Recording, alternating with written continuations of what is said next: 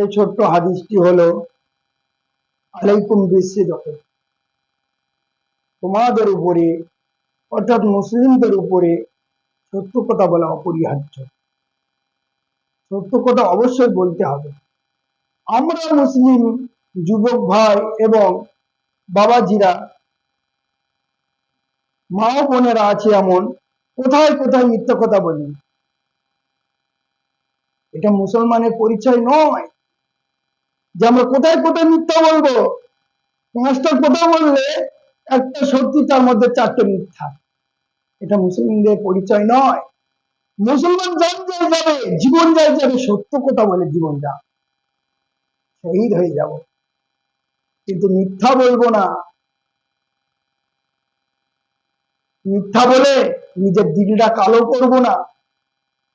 মিথ্যে কথা বলে কি না, হয়তো নিজের ওয়েটটা একটু বেড়ে গেল মিথ্যে কথা বলে, আর যে সত্য বলবে তার ওয়েট কমে গেল, তাকে চেপে দেওয়া হলো, সত্যের কোনো দাম নাই।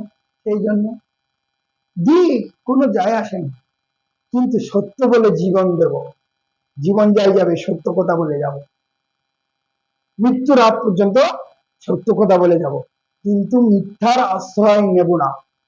এটা হচ্ছে মুসলিমদের পরিচয়, এটা ইমান বল। যার ইমান নেই সে কিভাবে সত্য কথা বলবে?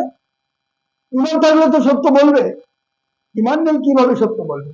সেই জন্য ইমানটাকে মজবুত করুন, মিথ্যা থেকে দূরে থাকুন, মিথ্যা কথা বলবেন না।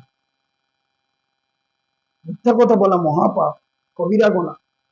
এই গোনা থেকে রেহাই পাওয়ার জন্য আমরা যদি একটু সজাগ হয়ে একটু দূরে যাই, মিথ্যা থেকে একটু দূরে সরে যাই, তাহলে আমি আপনি বেঁচে যাব, দুনিয়াও ভালো হবে, আখিরাতেও ভালো হবে।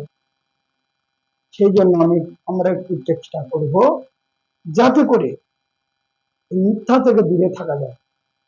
এই বলে আমার বক্তব্য করলাম।